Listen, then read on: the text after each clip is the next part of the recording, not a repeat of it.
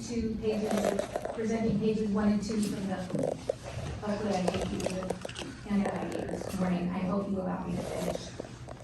In addition to an investigation, I request that the board consider establishing a policy saying that the district will honor commitments to employees if they are made, 1, by proper internal experts, they're made, 2, going through the approved process, and number 3, they're not found to be in error and corrected in a reasonable amount of time. And 3 years is not a reasonable amount of time.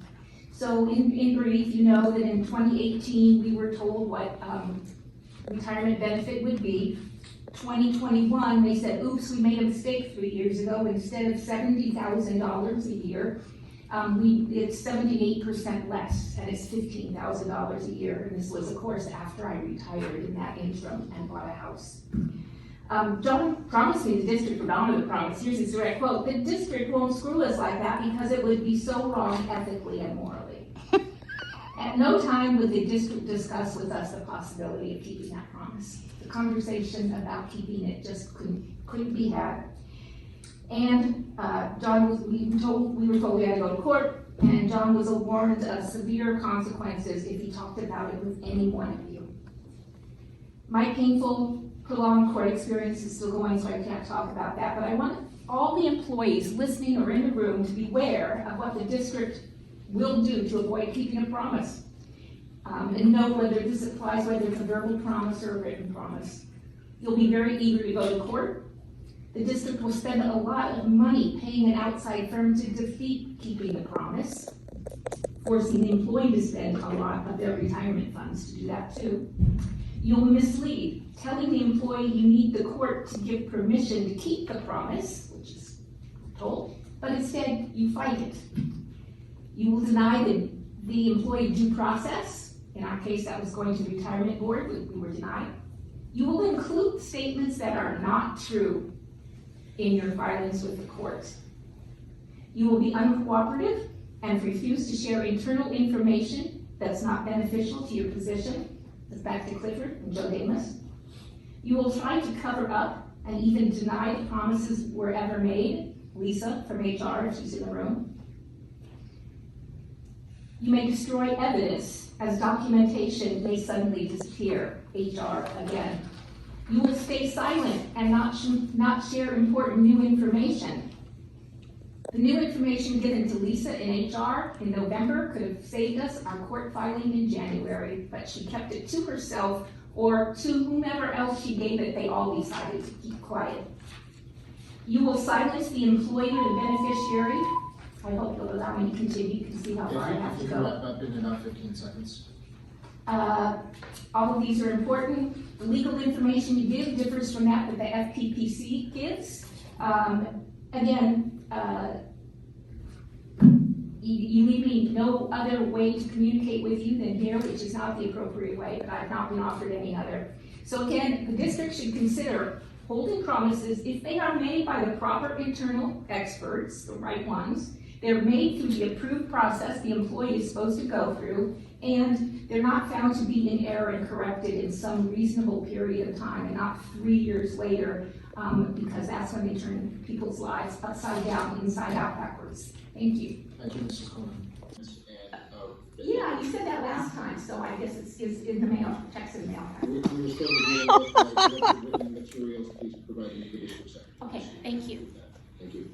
I'm going to address the attachments, which is pages 3 through 12. My comments are on pages 13 and 14, so it's really just a page and a half, I have to say, even though there are all those pages. And this afternoon, I really want more employees to hear what I have to say in my statement, and that's pages 1 and 2 of the packet. So, first attachment, page 3. This describes the power of the retirement board in writing. It can make rules, modify benefits. It determines the outcome where there is an issue. It says it is the sole authority. In our case, the general counsel decided to be the sole authority, and we were sent to court. We were denied due process to meet with the retirement board. We didn't know that was what we were supposed to do when we were told we had to go to court. We were told, and Derek, I believe it's a direct quote, the district is finished talking to you. The second attachment from late 2022, page 4. The district filed, yet almost a year later, a court document misrepresenting that the retirement board had determined the pending question on reciprocity. This is not true, as I said. It also says that CalPERS retirement guide is relevant because it corroborates the retirement board's determination. False again. The CalPERS retirement guide covers CalPERS benefits and is irrelevant, unrelated to EBMUD's definition of reciprocity. An investigation is warranted. The third attachment, page 5, Joe Damas, unless he worked for 90 years, he had overlapping service, didn't he? This is from Transparent California. Don't remember Joe, but Joe wouldn't say too much because he was afraid he was going to lose his benefit when he said he had an exception to the ordinance, which is exactly what he told John. And he said he got an exception to the ordinance because Jerry Gilbert got an exception to the ordinance. So there are more than one exceptions to the ordinance in the past. And interestingly, Derek told us they could not even consider an exception for a director because they've never done it for an employee. We made very clear that this had been done. And Clifford, how many times did we ask you for the Joe Davis information? It's a rhetorical question, don't worry. It's all documented how many times we asked for it. And every time we asked, you promised you would give it to us, but we never received it. So, You have 30 seconds. well, I'm not gonna get through all the attachments. There's a lot I wish I could say, but I've only been offered the opportunity to speak to you in 3-minute snippets. It doesn't really get across all of this information. I've got to point out that the email from Lisa, who works here, saying John Coleman established reciprocity and he's entitled to a much bigger retirement. You know what? Even after she wrote that email that's in here, she told us that meetings must never have happened. And all the time, you can review these. All the lies, falsehoods, misrepresentations of the district are included, and they're worthy of your attention. They're worthy of an investigation, President Capps. Thank you. Yeah, Mrs. Coleman, and I did mention